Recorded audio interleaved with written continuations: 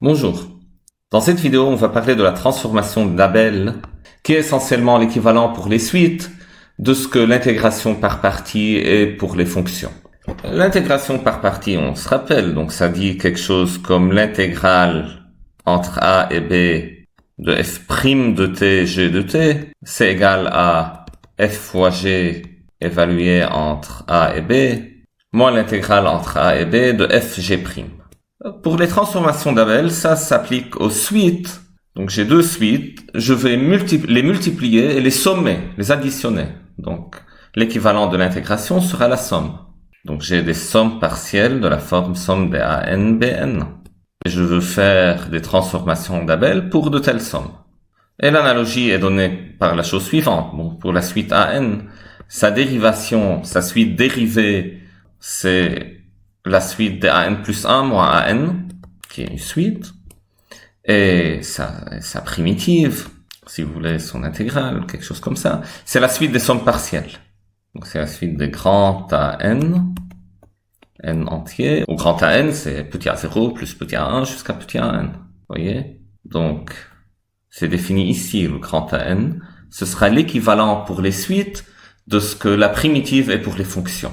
Et la première question déjà, on doit montrer en fait cette forme d'intégration par partie pour les suites. Donc mon première question dit montrer que le terme somme partielle entre 0 et n de AK BK est égal à sa transformation d'Abel, c'est-à-dire est égal à ce terme-là.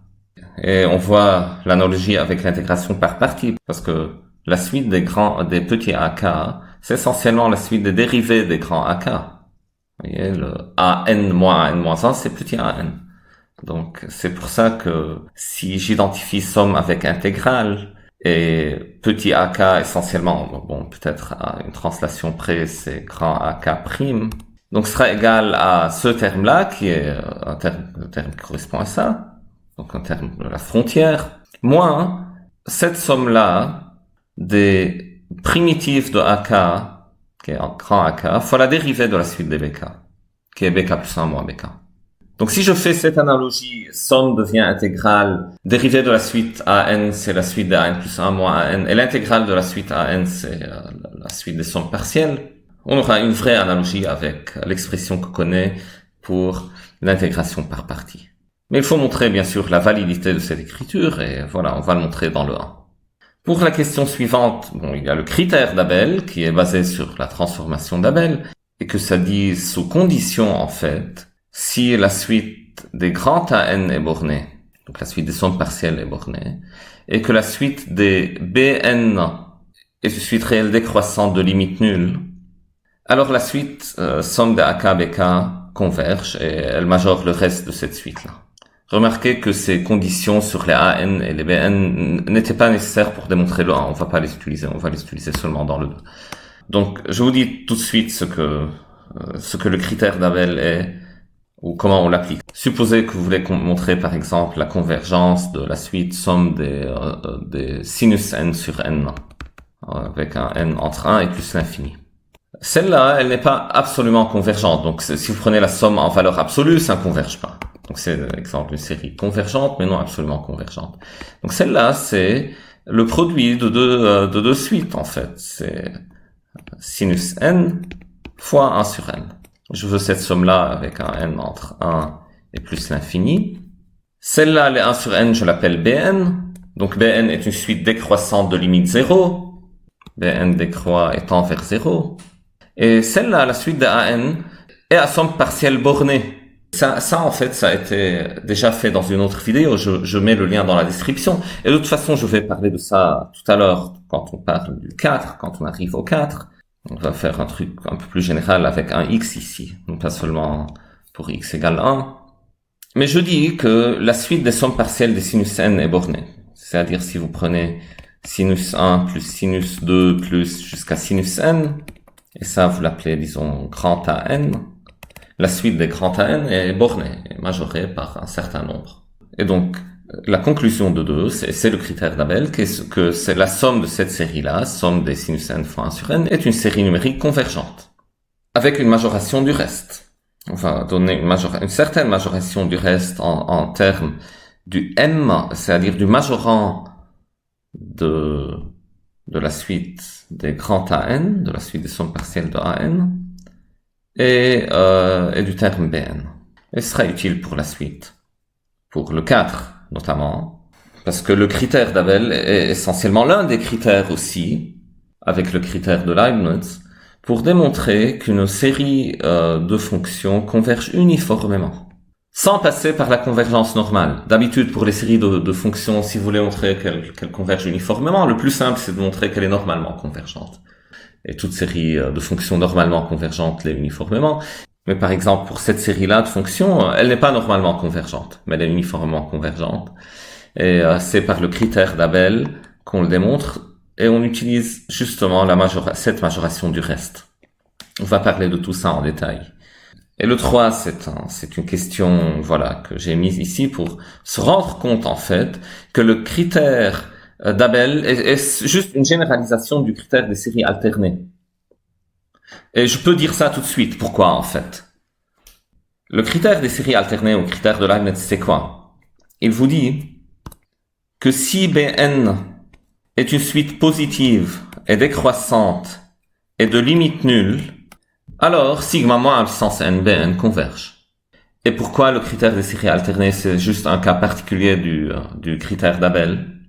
C'est juste parce que le critère d'Abel porte sur les séries somme des AK, BK, avec la même condition sur les BK que pour les séries alternées, c'est-à-dire la suite des Bn est suite réelle décroissante de limite nulle, donc même chose que pour les séries alternées. Et pour les AK, la condition, c'est que leurs sommes partielles sont bornées. Et donc si je prends pour AK, c'est moins 1 à puissance K, donc c'est la suite de AK, c'est la somme 1, moins 1, 1, moins 1, etc.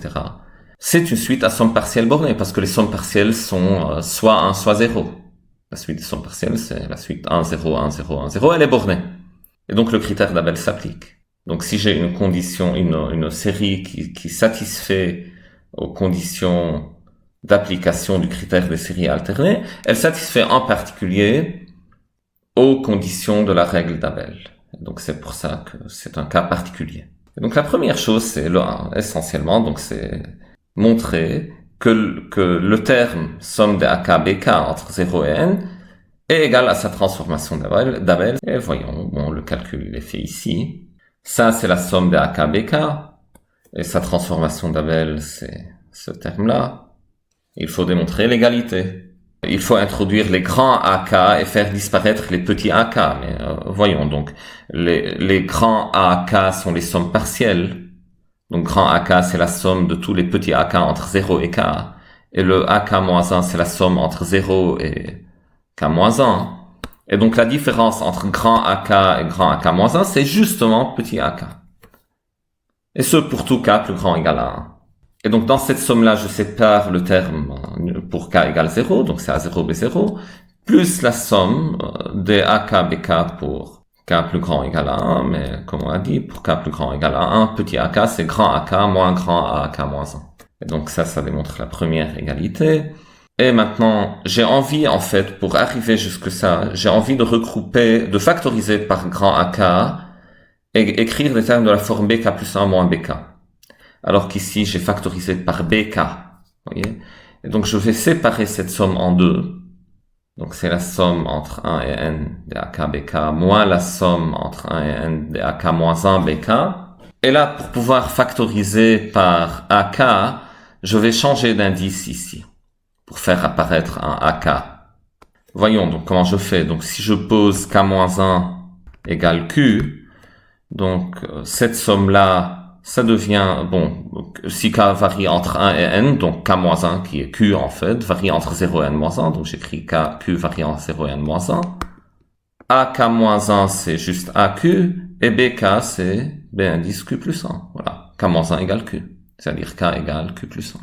Donc ce terme-là devient ce terme-là, et les autres termes, je les garde comme ils sont, pour le moment. Et n'oublions pas, je veux factorisé par grand AK. Ici, j'ai Q, j'ai pas K, mais ça, c'est pas problématique. Je peux changer le nom de la variable muette. Donc ça, c'est AK, B, K plus 1. Ça, c'est pas un problème. Pour un K qui varie entre 0 et n-1. Dans cette somme-là, k varie entre 1 et n.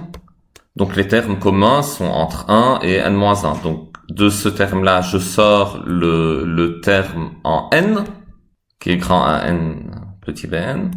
Et de cette somme-là, je sors le terme en 0, qui est moins A0 B1. Et il me reste cette somme alors entre 1 et n-1. Et l'autre somme aussi entre 1 et n-1. Et maintenant, j'écris, bon, cette somme-là, bon, c'est les indices k entre 1 et n-1. Je les regroupe sous la même somme. Je peux factoriser par AK. Et donc, ça donne ce terme-là. Somme entre 1 et n-1 des AK, BK moins BK plus 1. Pour les autres termes, voyons. Donc, petit A0, c'est la même chose que grand A0. Parce que, voilà, grand AN, c'est la somme de tous les termes entre petit A0 et petit AN. Donc, pour le terme grand A0, il n'y a qu'un seul terme qui est petit A0. Et ces deux termes-là, donc c'est simplement A0 facteur B0 moins B1, et le terme en ANBN, il reste là. Et maintenant, le ANBN, je le recopie ici. Le grand A0, B0 moins B1, c'est juste ce terme-là avec K égale 0, non? C'est la même chose. Et donc ce terme-là, je l'introduis dans cette somme-là, et j'écris une somme entre K allant de 0 jusqu'à n-1. C'est ce que j'ai fait ici. Et maintenant, le BK moins BK plus 1, je l'écris moins BK plus 1 moins BK. Je sors le moins à l'extérieur. Et j'aurai ce terme-là. Et donc voilà. J'ai que la somme des produits AK BK entre 0 et n, c'est égal à cette somme-là. Qui est un terme frontière, moins une somme faisant apparaître les grands AK, c'est-à-dire le terme primitif de petits AK, et le terme dérivé de la suite BK. Donc ça ressemble vraiment à l'intégration par partie. Et ça, voilà, on va voir, c'est pratique parfois pour montrer les convergences des séries de la forme sigma AK BK, parfois. Et justement, c'est ça l'objet de la deuxième question, et c'est le critère d'Abel. Sous les conditions de tout à l'heure, c'est-à-dire les grands AN sont bornés, et les BN, c'est une suite positive décroissante de limite nulle. Alors sous ces conditions, somme des AK BK converge, et il y a une certaine majoration du reste qu'il faut montrer, donc le reste d'ordre n est plus petit que 2 MBN, où M, c'est le majorant des grands AN. Et voilà. Donc n'oublions pas, le M, ça vérifie donc pour tout n, grand AN en norme, en module, est plus petit que M, et grand AN, c'est la suite des sommes partielles de la suite petit AN. Et voilà, les BN, ça décroît, ça tend vers 0. Donc ça, c'est nos conditions. Et il faut montrer que le reste d'ordre n de sigma NBN, c'est inférieur ou égal à 2 MBN. C'est ce qu'il faut montrer. Commençons par une majoration du reste d'ordre n. En effet, pour montrer que la série converge, il suffit de montrer que son reste tend vers 0. C'est une condition nécessaire et suffisante pour qu'une série numérique converge. Et donc, en effet, si je majore le reste par ce terme-là, je sais que la suite des BN tend vers 0. Et donc, lorsqu'un petit n tend vers l'infini, le reste tend vers 0. Et donc, j'aurai automatiquement que la série sigma AKBK est convergente. Donc, ce qu'il faut faire, c'est majorer le reste. J'ai écrit ce terme-là, cette égalité-là, que Rn, c'est égal à ça. Pourquoi ça? Rappelons, c'est quoi le reste d'ordre n d'une série? Le reste d'ordre n, c'est la limite des sommes partielles, moins la somme partielle d'ordre n. Vous voyez? Donc, écrivons le Sn ici. Donc, la somme partielle d'ordre n, qui est la somme des AK, BK pour un K allant de 0 jusqu'à n. On a démontré, dans le 1, on a démontré que ça, c'est égal à grand AN petit bn, moins la somme pour K entre 0 et n-1 des grands AK fois BK plus 1 moins BK. Ça, c'est ce qu'on a démontré dans le 1. Et le reste d'ordre n, c'est quoi? Donc, le reste d'ordre n, c'est la limite en plus l'infini de Sn, moins le S d'ordre n. Bon. Donc, Rn, c'est la limite en plus l'infini de ça, moins le terme lui-même. Donc, je vais écrire ici. C'est quoi la limite en plus l'infini si je fais tendre n vers l'infini? C'est quoi la limite en plus l'infini? Les grands AN sont bornés par M, et les petits BN tendent vers 0. Donc, en plus l'infini, ce terme-là devient 0. Et le terme restant, bon, c'est juste somme entre 0 et plus l'infini de AK, BK plus 1 moins BK, avec un moins. Donc ça, c'est la limite en plus l'infini des Sn. Donc essentiellement, ce sera la somme de tous ces termes-là, et ça peut diverger ou pas. On va voir que ça va converger sous nos conditions. Moins le terme d'ordre n, hein, donc moins le terme lui-même, vous voyez. Donc moins ANBN, plus cette somme-là. Donc plus somme entre 0 et n-1 des grands AK, BK plus 1 moins BK.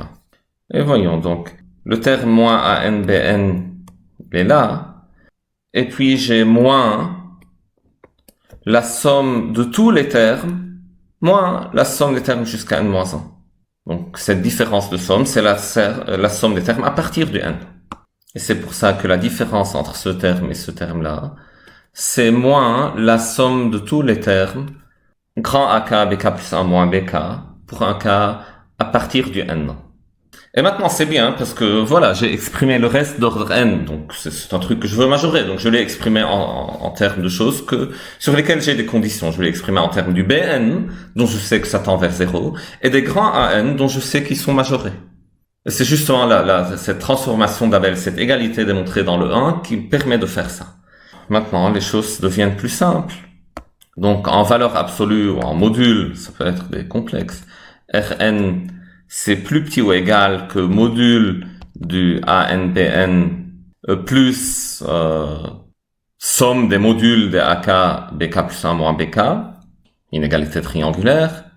Et maintenant, je dis que tous les AK sont majorés par M, donc ça, ce sera plus petit ou égal au terme suivant, où je sors un M à l'extérieur et j'enlève les AK de l'intérieur des sommes, parce que AK en module est plus petit que M, c'est mon hypothèse. Et maintenant, pour ce terme-là, les BK, c'est une suite de réelles positives décroissantes. Donc ce module-là, c'est en fait une valeur absolue. Et comme c'est décroissante, BK plus 1 moins BK est toujours négatif. Donc sa valeur absolue, c'est BK moins BK plus 1. Et donc chacun de ces valeurs absolues, ça devient un BK moins BK plus 1.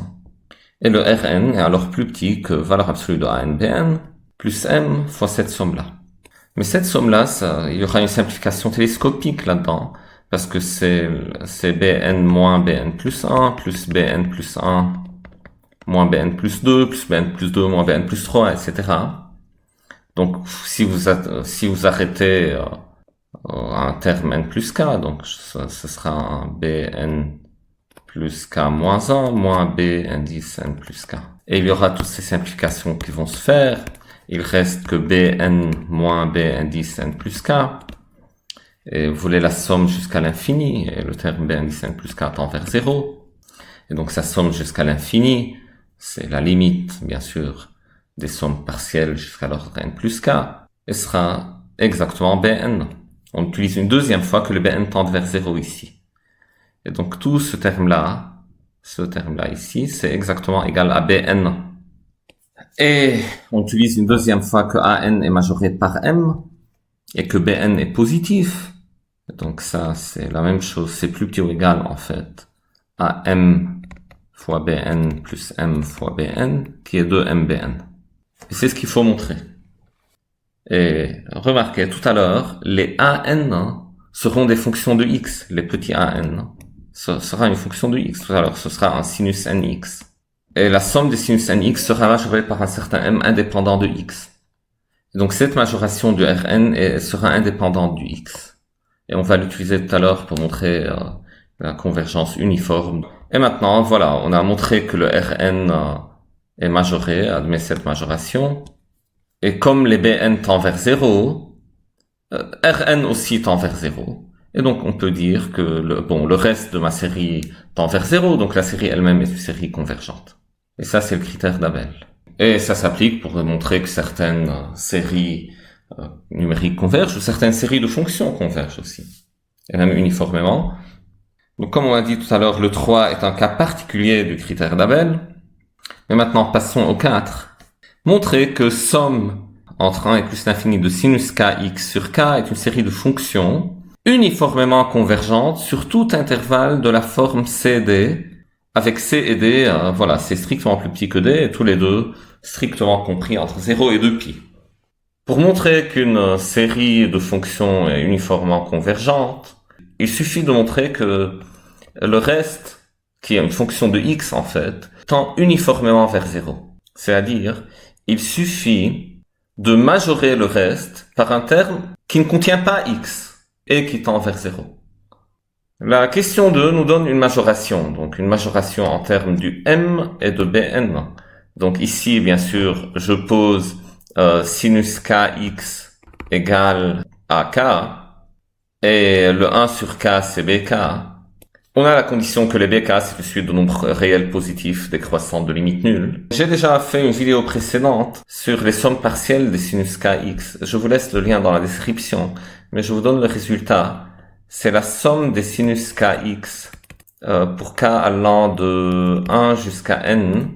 C'est égal à sinus nx sur 2 fois sinus de n plus 1 x sur 2 divisé par sinus x sur 2.